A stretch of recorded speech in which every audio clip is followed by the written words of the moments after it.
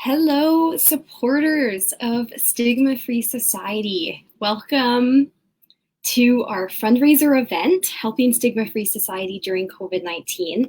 Before I get started, I would just like to acknowledge that the land on which I live and from which I am broadcasting is the traditional unceded territory of the Kakite First Nation of the Coast Salish peoples.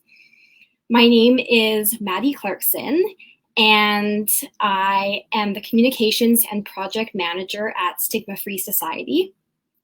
I'll tell you a little bit more about myself, but first, I would like to remind you that this event, it's a fundraiser event, and our goal is to raise $20,000 to keep going with the initiatives that we've been working on as the Stigma-Free Society, helping to combat stigma of all times, helping with youth wellness, and we need your help. COVID-19 has been really, really hard for us, and we've been hit hard, and we need you. And so a little bit more about myself is that I am a recent graduate of SFU in French and education.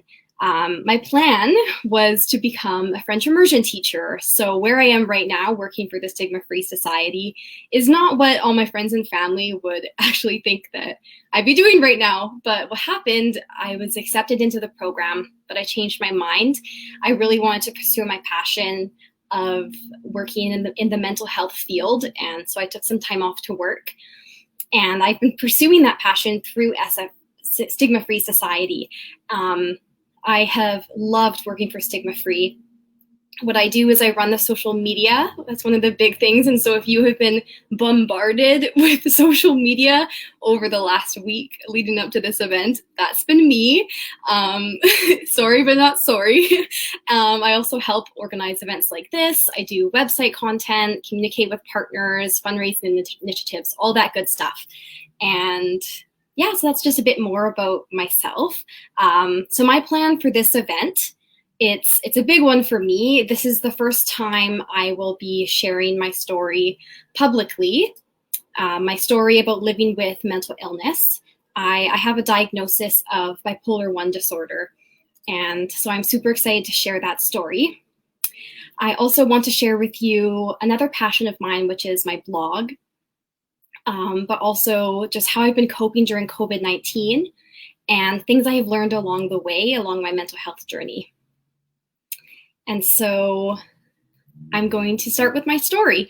So my story with mental health, it starts when I was in grade 9. So I was 14 years old. Right now I'm 22 years old. So it was a while back. And it was a very, very difficult year. Grade 9 is already a hard year for young girls who, are going into a new school. There's a lot of changes happening, but there were some changes happening in my personal life. One of the big changes was that I had gone through a friendship change. I was disconnected with some friends that I was close with for a really, really long time. And that was very, very difficult for me, having to, make new friends on top of everything else.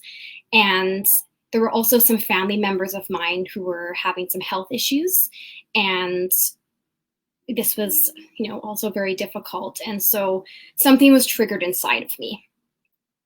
And what started to happen is I started by being very low, feeling very low, feeling very depressed. And this led to me isolating myself. And so what would happen, something was wrong, something was off. And what would happen is that for 2 weeks, I would be incredibly depressed, something that I had never experienced before. I had always identified with being very energized, very motivated. And then all of a sudden I would have no energy, no motivation. I couldn't get out of bed. And something I'm going to share is that at this time, I also did self-harm. And I find that it is important to say this, just like Andrea Paquette, who is the president and co-founder of Stigma-Free Society, shares her story so vulnerable in a vulnerable way, and so openly, because this is something that comes along with depression for a lot of people. And I want people to know that if you've experienced this, it is scary, but you are not alone and you can get through it. So for 2 weeks, I would feel like this. I would feel so low and so down. But then the next 2 weeks, I would feel not so bad. I would feel kind of good, but it wasn't good. I was still really anxious, but I would have tons of energy. I would be more social than usual, but I would also start to make very impulsive decisions, poor decisions. I would lose my need for sleep. I would start projects and then I wouldn't finish them. And this went on for quite a long time. So later on, I figured out that, this high state was hypomania. And this rapid cycling, so 2 weeks of depression and 2 weeks of hypomania, it went on for months and months. It went on for a very long time. It felt like forever. And it was a traumatic experience. And when I was in high school, people just didn't talk about mental health. It wasn't something that we learned about in class, mental illness especially. And I knew some things about it, but not a lot. And so I faced a lot of isolation because I didn't know what was going on. I didn't tell my friends because I was scared that they wouldn't understand. I was scared that they would judge me. And at that point, I didn't even know what was going on. I wasn't diagnosed yet. So because I was acting out of character and, before high school, I think I was seen as a very, again, like motivated person who was on the ball. But then I started to make very weird, like impulsive decisions. I wanted to rebel against my parents. And it led to me being bullied quite explicitly at school, which led to even more isolation. Even just like walking down the hallways, it got to a point where I would just dread walking down the hallways. And, they usually wait until there's not really very many people around. So yeah, this just added to my depression. And during this time, I also experienced a lot of other trauma, but I don't need to get into that. But it is an important part of my journey. And so this went on from December to around May or June. And I went to see a psychiatrist. So when I went to see the psychiatrist, I was very depressed. And so I was diagnosed with anxiety and depression, which makes sense, but it wasn't the right diagnosis. And I was put on medication, and that medication triggered a manic episode. And so I've been talking about hypomanic. So before, when I had the high mood, lots of energy, that was hypomanic. But there's a difference between hypomanic and manic. So manic is a lot more intense, just amplified version of hypomania. So you'd feel grandiosity. You'd feel like you could do anything in the world. A lot of teenagers who experience this, would run away and just do things that are out of character. But this manic episode, even if it was traumatic, it led to me being hospitalized, which is not fun to be hospitalized. But because of that, I was diagnosed with bipolar 1 disorder. And I was so relieved. I was so relieved because finally I knew what was going on with me and I could work to heal and get better. And yeah, it was a blessing in disguise. And so even though bipolar is a chronic illness, which means that, it'll last my entire life, it won't go away, there's no cure for bipolar disorder, I can work to get better and I can work to, work on my stability. And even though doctors, they don't know the exact cause of bipolar disorder, I've been told that it's a chemical imbalance in my brain, which is out of my control, which is also hard for me to accept sometimes because I like to be in control of things. And I just have to accept that, I'm going to live with this and that's okay. It doesn't define me, my bipolar disorder. I have bipolar disorder. It does not define me. And I can still live a very fulfilling and happy life. So since then, since my diagnosis when I was 14, it has been quite a long journey of just trying to figure out how to stay well and stable. And I still experience anxiety on a regular basis and quite intense depression sometimes. I recently came out of a long bout of depression. but I haven't experienced that mania again, which I am very, very grateful for. And so I would like to share with you something that I have learned from my journey with mental illness. And what is really important for me to share is that from this journey, I learned that you and I, we are so worthy. And we all have this core worth inside of us that does not falter. It does not change. It is not affected by your job or what happens to you in a day or how much you get done in a day or hardships that you experience. No matter what, you have that core worth and it does not go away. And this is something that has gotten me through a lot of hard times, because even when I'm at my lowest and I can't get homework done, I can't get work done, I can't get out of bed, I am still worthy. And so, yeah, I just want to say that organizations like Stigma-Free Society have gotten me through my hard times, because Stigma-Free Society, for example, I've been following them for a really long time, like since I was probably 15. And they're one of those organizations that does work for youth like me. And they give people like me hope, because they say that, you know, they're combating stigma of all kinds. Mental illness is still highly stigmatized, and they are doing all that they can to provide resources for people of all ages, but also youth. And this is just so valuable. And before I move into my next section, I would just like to remind you that this is a fundraiser event, and we greatly, greatly appreciate it. If you can afford it, to support us. There's a link in the description of this video. If you can donate, that would be amazing. And so one thing that has gotten me through the last bout of depression that I had was my blog. And so I really just needed something to get me out of my low point. And I'd like to share that with you today, because it is something I'm very proud of, and it has been an amazing resource for me to connect with other people. So I'm going to share my screen with you.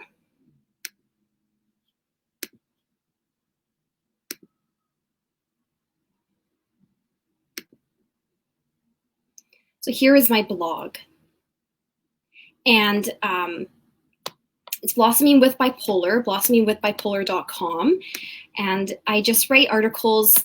It's honestly mostly just for myself. It's very therapeutic. And I just love writing them. And so things like 5 steps to releasing negative core beliefs, accepting help as a first step to healing, she's so bipolar, my truth of living with bipolar disorder, why success doesn't change your core worth, which is kind of like what I was talking about today. And so that's just very important. I just have to take a brief pause because my cat needs me. Just 1 second.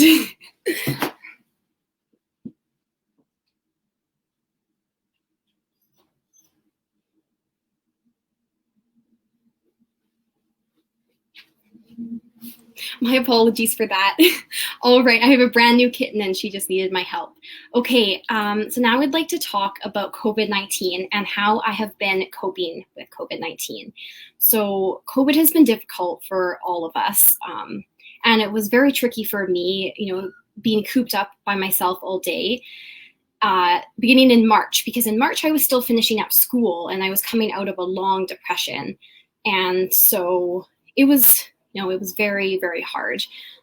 But I found this job. I found this job with Stigma-Free Society, and it brought me so much hope, and it gave me a new purpose. And I am so happy to be going down this path and working with Stigma-Free Society. It is a blessing for sure.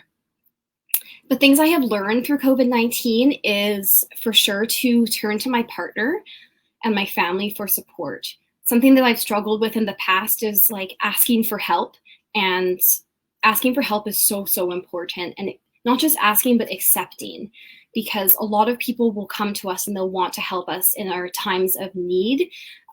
But it is our job to be like, you know what, it's okay. They can help me. They want to help me. I can accept that.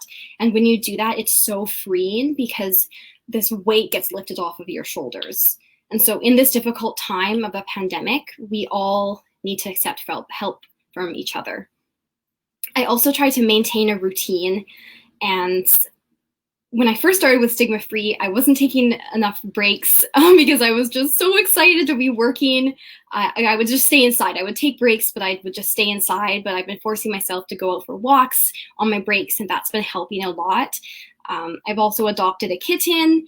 I just had to go save her, and that definitely boosts my mood a lot. And it has been difficult during COVID-19, but that's okay because we are getting through it, and we're getting through it together. And it is so important. I'd like to go in also a bit more about my work with Stigma-Free Society. And my work with Stigma-Free Society is so rewarding. It has allowed me to put what I have learned through my journey of mental health to use. It is an organization that is so understanding of my circumstances, and they see me for more than an illness. They see me for what I am capable of. They see me for my strengths, and they support me in any way that they can. And I'm just so grateful for that. I love working for Stigma-Free. When I first started on, what we were working on was the Stigma-Free Youth Wellness Toolkit, which was the perfect project for me because, like I said before, my plan was to become a French immersion teacher. So I have a passion for working with youth. And so I was helping with website content and getting that up and running. And if you want to check it out, go to stigmafreetoolkit.com. It's an amazing resource for parents, educators, and youth. There's resources for everyone on there. So that's super awesome. We also have some upcoming exciting initiatives that are kind of top secret, so I can't reveal them. But this is why we need your help, is because we have all these ideas and we have all these initiatives. We want to keep going, and it's been really hard to keep up during COVID-19. But with your help, we can do that. So through Stigma-Free Society, our goal is to promote awareness and understanding, and we need your help to keep going.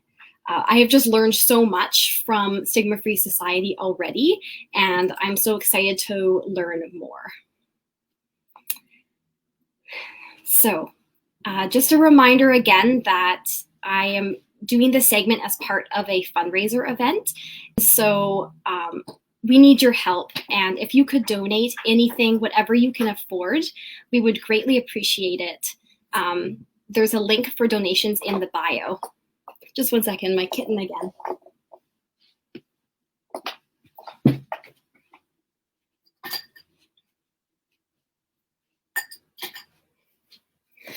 Oh my gosh, I'm so sorry about that. All right. Okay, so I would also like to talk about the positive side of living with bipolar 1 disorder. So a lot of the time we talk about, it is very difficult living with mental illness. Any mental illness is very difficult to live with. It makes life challenging, but it does not mean that we can't live a fulfilling life.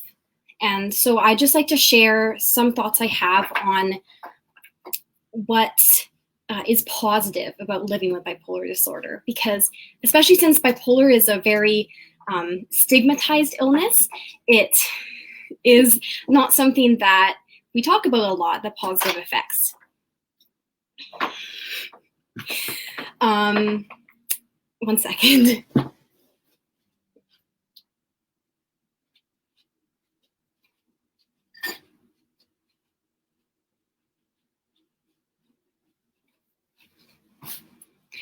Keeping it real here on the Stigma-Free Society fundraiser event. Okay, so one thing I'd like to share is that I feel all emotions. With bipolar 1 disorder, I feel all emotions in a very intense way, including love and joy.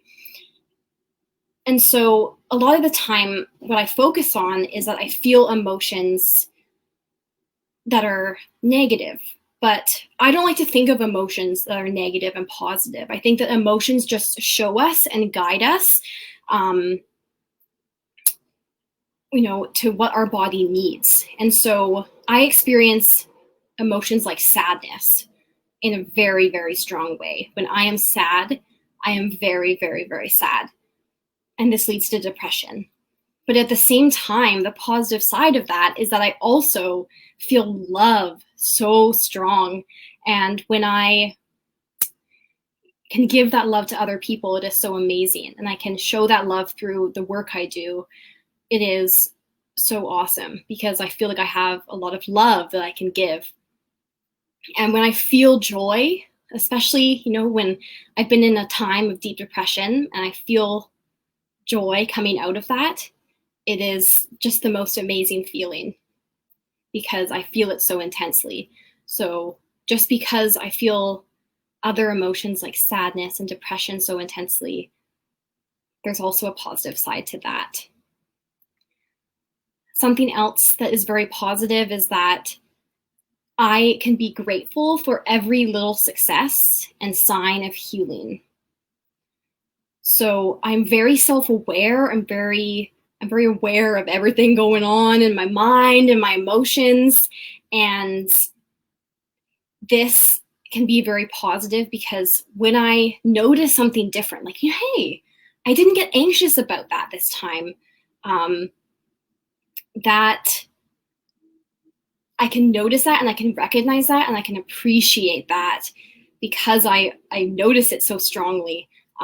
So that is something that I encourage everyone to do is when you notice something change, like a change in you, like, oh, I didn't get anxious about that time, or I didn't, go back to these habits that I've had for a very long time, that's something to celebrate for sure. And last thing that I find very positive about living with bipolar 1 disorder is that I can put myself in the shoes of others with mental health. I can try to understand people's situations that are similar to mine and people who've had pasts that are similar to mine, and I can try to support them and give them the love that sometimes it is very hard to give ourselves, but that it's very important to give ourselves. And so before I experienced mental illness, I really didn't understand it. So my goal is to just speak about my experiences as much as possible so that other people can understand and be aware, and other people can feel like they are not alone. Thank you so much for today. I'm just going to start wrapping up my event. Thank you for being patient with my little kitten adventures. She likes to get into trouble. And I have a very open apartment, so I don't want to close her in anywhere. But I just want to give a big thanks to Stigma-Free Society.